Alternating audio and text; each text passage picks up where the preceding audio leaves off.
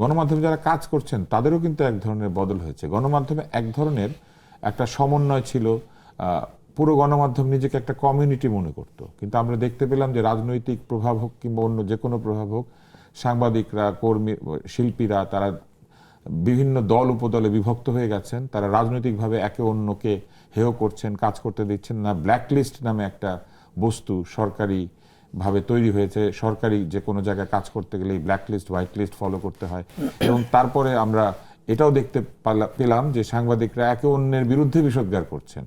একজন আরেকজনকে সিনিয়র কিনা মানতে চাচ্ছেন না, এক পত্রিকা আরেক পত্রিকার বিরুদ্ধে এক ধরনের কাজ করছে বা সংবাদ ছাপছে। এবং আমরা জানি এখন এই বিষয়গুলো, যে কে কার বিরোধী, কার ব্যবসায়িক স্বার্থ, কার রাজনৈতিক স্বার্থ। আপনার কি মনে হয় এতে করে কি পাঠক, দর্শক এরা এক ধরনের আস্থা হারাচ্ছেন না? অবশ্যই, কারণ গণমাধ্যম, তার আগে যে শব্দটা গণ রয়েছে, এই গণের জন্য তো মাধ্যম, তা হয়ে উঠছে না। হয়ে ওঠার জন্য যেই আমাদের সাংবাদিকতার বা গণমাধ্যমের জন্য যে প্রাতিষ্ঠানিক পড়াশোনা, একাডেমিক রিসার্চ এবং তার জন্য অধ্যয়ন, শাস্ত্র পাঠ, এটার খামতি রয়েছে। এর পেছনে যদি আমরা তাকাই, যে বাংলাদেশে বর্তমানে 1300-র অধিক সংবাদপত্র অনুমোদন লাভ করেছে, 1300-র অধিক, এবং সেগুলি মুদ্রিত হচ্ছে। অনলাইন আছে প্রায় শতাধিক, টেলিভিশন 41টা অনুমোদনে এখন সম্প্রচারে রয়েছে, FM রেডিও আছে 26টা, 30টা ছিল, এখন মনে 25টা মতো সম্প্রচার রয়েছে। এগুলি জন্ম হলো কি করে? আবার অনেক FM স্টেশন সারা বাংলাদেশে 10টা করে স্টেশন খোলার অনুমতি পেয়েছে এবং কমিউনিটি রেডিও রয়েছে। এই পেছনে যারা নেপথ্যে জন্ম লাভ করে কি করে, এই আদি ইতিহাস যদি আমরা ঘাটতে যাই, যে গণমাধ্যম কি করে জন্ম নিল।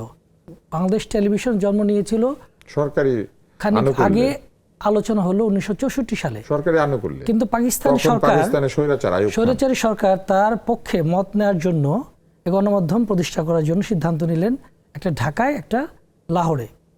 তাহলে জন্মগতভাবে ত্রুটি, যে আমি রাজনৈতিক মতাদর্শের ইচ্ছাটাকে এখানে চাপিয়ে দেব, এবং এটাকে অনুসরণ করে আপনি যদি তাকান, এখানে আমরা দেখেছি এটার বজ্রকণ্ঠ নামে বঙ্গবন্ধু টেলিভিশন, বঙ্গবন্ধুর একটা 3 মিনিট করে যেত, ভাষণ যেত, এটা 72 থেকে 74 পর্যন্ত। সেটাও কি সরকারি না? সরকারি। তাহলে ওখানে বলা হতো বিটিভি, বঙ্গবন্ধু টেলিভিশন। এর পরবর্তীতে যখন জিয়া রহমানের ক্ষমতাকালীন, ওই সময় কিন্তু তাকে দেখানো হয়েছে, ওই সময় বলা হয়েছে যে জিয়া টিভি।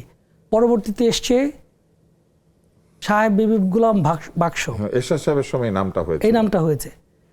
প্রতিবার যখনই ক্ষমতা বদল হয়েছে, কিন্তু 90-এর গণ অভ্যুত্থানের সময় 3 জোটের রূপরেখায় এই গণমাধ্যমগুলিকে স্বায়ত্তশাসিত করার কথা ছিল এবং গণমাধ্যমের স্বাধীনতা নিশ্চিত করার কথা ছিল। আপনি যেটা বলছেন, সেই সময়কে কিন্তু যারা টেলিভিশনে কাজ করেন, রেডিওতে কাজ করেন, তারা বলছেন যে সরকারি প্রভাব অনেক কম ছিল। তারা অন্তত সবকিছুতে হস্তক্ষেপ করতেন না। হয়তো রাজার ছবি দেখাতে হতো, প্রেসিডেন্টের ছবি দেখাতে হতো, প্রধানমন্ত্রীর ছবি দেখাতে হতো, কিন্তু এটার জন্য তাদের চাকরি বাকরি চলে যেত না। কিন্তু এরপরে দেখা গেল যে ভাঙনের শব্দ শুনেই, কিন্তু দেখা গেল যে 90 সালের পরবর্তী সময় গণতান্ত্রিক শাসন ব্যবস্থায় কেন এই প্রতিষ্ঠানগুলি এত অগণতান্ত্রিক হয়ে গেল? একটা নাটক ছিল ভাঙনের শব্দ শুনে, সেটা বন্ধ করে দিয়েছে বাংলাদেশ টেলিভিশন। তখনও প্রভাব ছিল, মন্ত্রণালয়ের ছায়ার নিচে থাকলে এই প্রভাব থাকবেই।